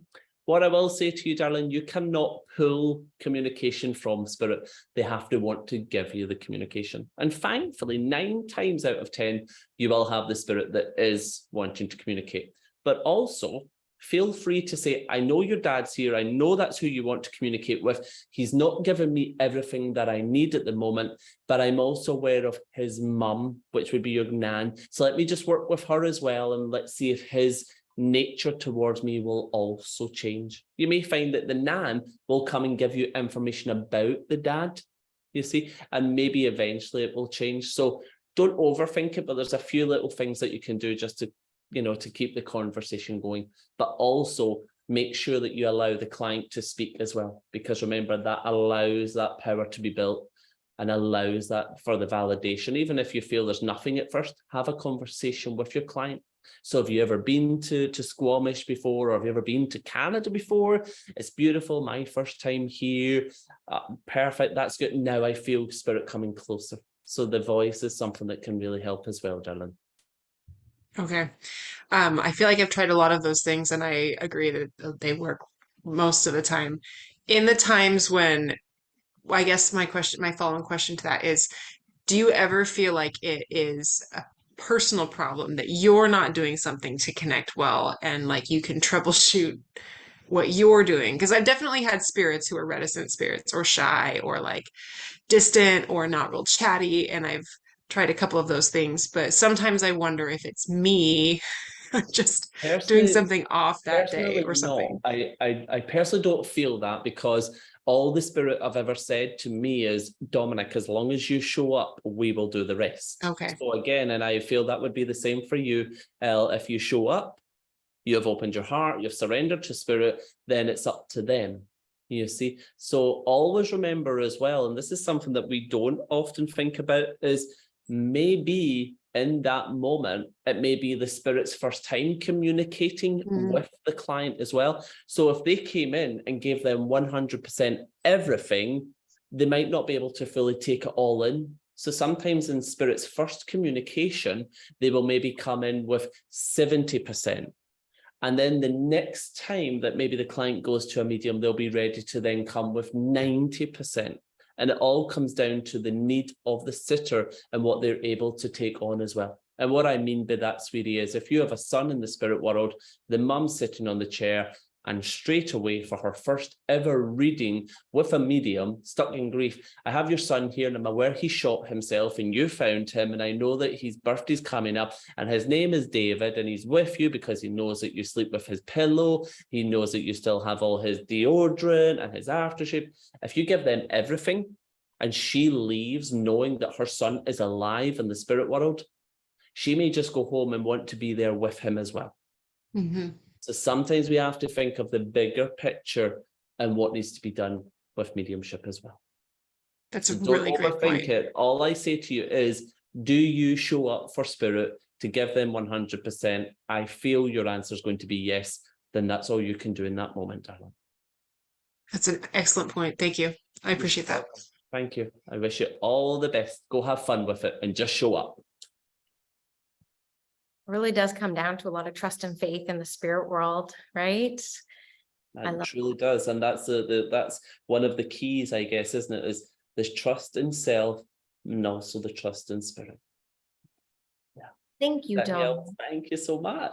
No worries. Thank you for bringing that up again, Elle. That is great. And thank you everyone for coming. We'll just probably spend a minute just kind of saying like what's next, because obviously Dominic's on tour right now. Are we allowed to talk about the BOOK yet? I don't know. Yeah, why not? Spelling it like I'm talking to my 6-year-old here.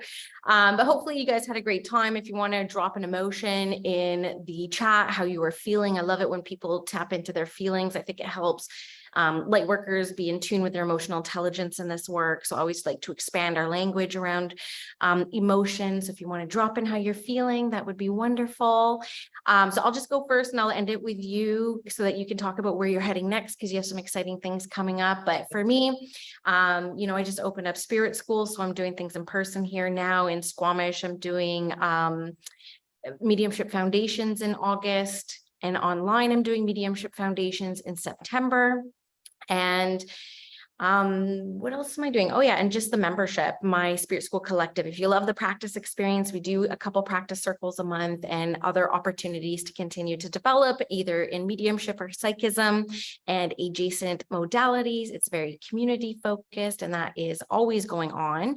It actually turns 3 years old tomorrow. So there's going to be a bit of a sale happening tomorrow, which I've only done once before. So you might want to wait for that to drop, but that's kind of what I have upcoming for me. And then just planning for the future. Me and Dominic are planning on doing a program together online in the winter when he's kind of wrapped up his traveling, because we seem to have very similar philosophies and teachings when it comes to mediumship. So I just want to say thank you, Dominic, for coming to Spirit School and gracing Spirit School, the physical location, with your magic here, and then also being available to the Spirit School listeners for coming to this incredible workshop with you. So do you want to tell people where you're heading next? Because you're still on the road. I'm driving him to the airport tomorrow and he is going to be going all over the place. So if you want to share a bit about that. Yeah, thank you very much, Danielle. Thank you. So as Danielle says, I finish here in Squamish, and then later in the week, I will be in Boulder, Colorado for a workshop, a demonstration, and private readings. After that, I then head to Miami for some private readings, and then I head back to Boston for more demonstrations and more workshops. So I'm always busy, and then we will be planning when I come back. I'll hopefully be back here in spring. Yeah, I've got a lot coming up. I also have a residential event coming up in Boston with myself and my colleague Scott Milligan, who is a trance and physical medium, and my colleague Josephine McKenzie, who is a spirit art portrait medium as well. So if you want to come and join us, follow me on Instagram or Facebook, or, do a Google search, you'll find me somewhere. But that's all the boring stuff. And later this year, I will be launching my first book as well. So, keep up to date, join my newsletter or whatever. And I'm sure Danielle will keep you in touch as well. So yeah, I'm always somewhere. But sincerely, I want to thank each and every one of you for coming along and joining us and giving up these few hours of your life to be present with myself and the beautiful Danielle. So go out into this beautiful world, be you, and allow spirit to shine through you, because you are a beautiful person and the most important person in this moment. So sincerely, thank you very much. Have a beautiful rest of your week.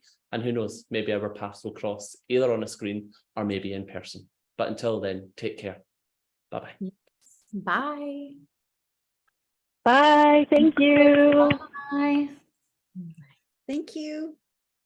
Thank you so much. Thank you. Thank you. Bye. Thank you. Thank you, Dominic and Danielle. Thanks. Thank Thank you you. both.